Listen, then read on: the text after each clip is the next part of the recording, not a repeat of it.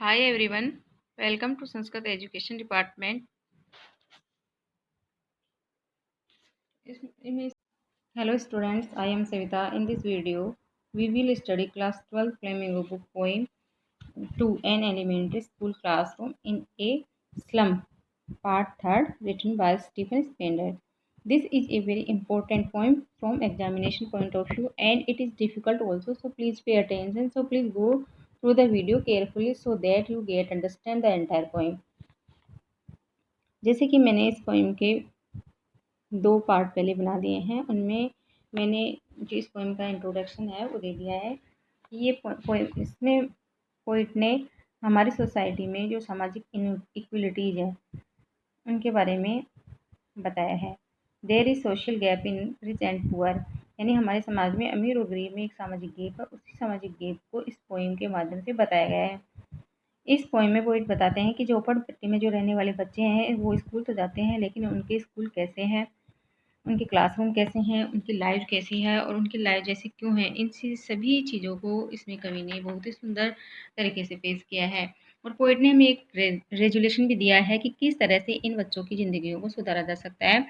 तो इस पोइम के इस पार्ट में पोइट हमें स्लम की क्लास में पढ़ने वाले बच्चों की स्थिति के बारे में बताते हैं और वहाँ के क्लासरूम के बारे में भी बताते हैं कि वहाँ के क्लासरूम कैसे हैं। So let's begin with the poem.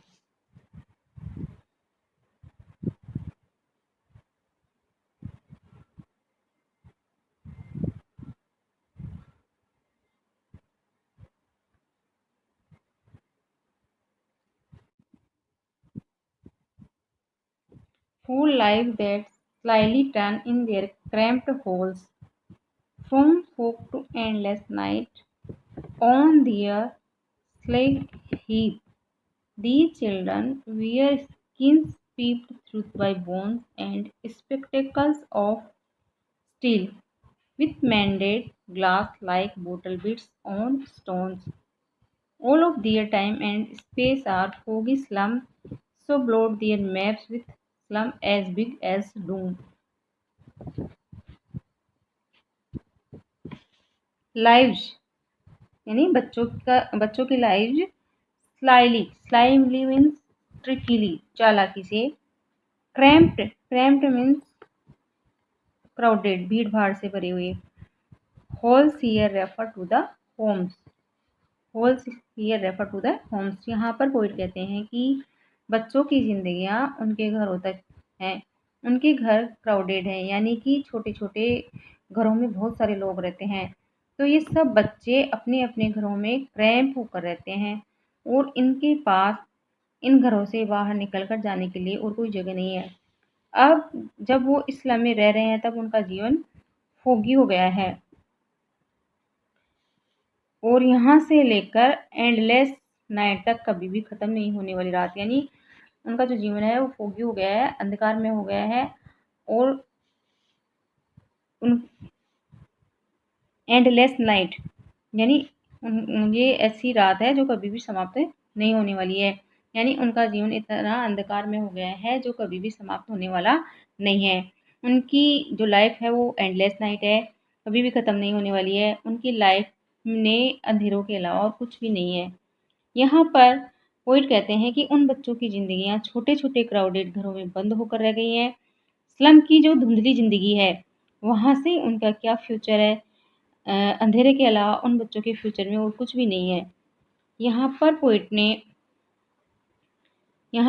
ने एक मेटाफर यूज किया है, क्रैम्प्ड होल। क्रैम्प्ड होल्स में the crowded house are compare to holes.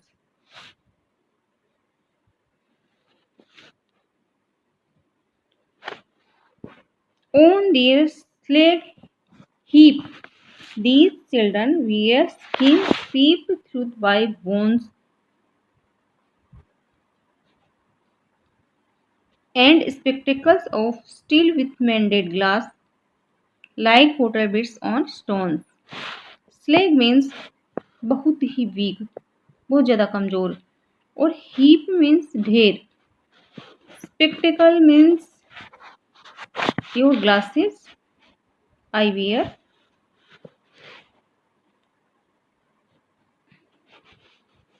मेंडेड means repair किया हुआ, ठीक किया हुआ। तो यहाँ पर पोइट कहते हैं कि on their slag heap the children wear skins peep truth by bones. कि यहाँ पर बच्चे बहुत ही ज़्यादा वीक हैं, कमज़ोर हैं, और इतने ज़्यादा कमज़ोर हैं कि उनकी स्किन में से उनकी हड्डियाँ भी दिख सकती हैं। और वे कहते हैं कि बच्चों ने जो स्पेक्टिकल्स पहने हुए हैं, जो ग्लास पहने हुए हैं, वो स्टील के बने हुए हैं। स्पेक्टिकल्स ऑफ स्टील, वो स्टील के बने हुए हैं, लेकिन उसका ग्लास बहुत ज़्यादा रिपेयर किया हुआ है, वो टूटा हुआ है, लेकिन उसको उन्होंने ठीक कर रखा है।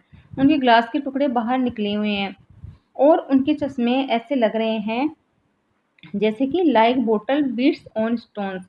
जैसे कि जो ग्लास है वो पत्थर है, और उनके ऊपर टूटी हुई बोतल के टुकड़े चिपकाए गए हैं। तो इतनी बुरी हालत है इन बच्चों की, इतने ज़्यादा वीक हैं, और ना ही इनके पास कोई साधन सुविधा है, वो बहुत ज़्यादा गरीब हैं। They are very very poor. यहाँ पर पोइट ने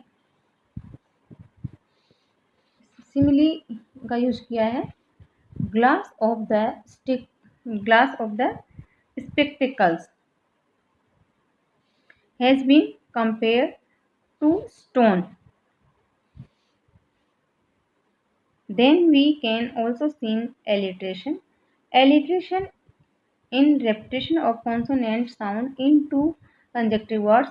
यहाँ पर देखिए बोटल बीड्स, यहाँ पर बोटल बीड्स, दोनों वर्ड्स ब साउंड से शुरू हो रहे हैं। This is alliteration.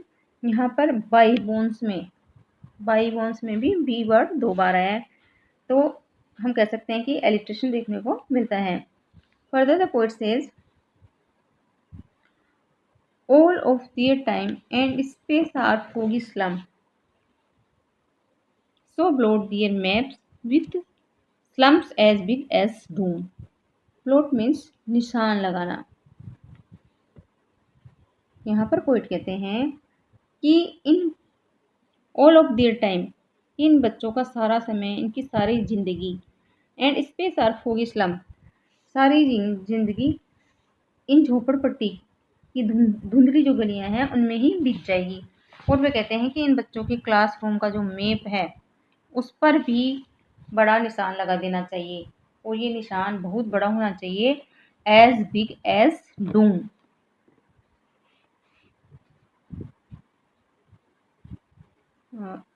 It means the end of the world. और वो कहते हैं कि स्लम के ऊपर निशान लगाना चाहिए, क्योंकि ये जो स्लम का एरिया है वो इतना बड़ा डिजास्टर है, जो इतने सारे लोगों के फ्यूचर को डार्कनेस में टर्न कर देगा। इन लाइन्स में पोइट कहते हैं कि स्लम में पढ़ने वाले बच्चों की ज़िंदगी का फ्यूचर फोगी है, बिकॉज वो इसी स्लम में रहते हैं। और कहते हैं कि क्लासरूम में वर्ड में लगा हुआ है, वहाँ पर भी निशान लगा देना चाहिए इस स्लम को इंडिकेट करने के लिए। तो आज की इस वीडियो में हम इतना ही पढ़ेंगे, बाकी हम नेक्स्ट वीडियो में पढ़ेंगे। Thank you.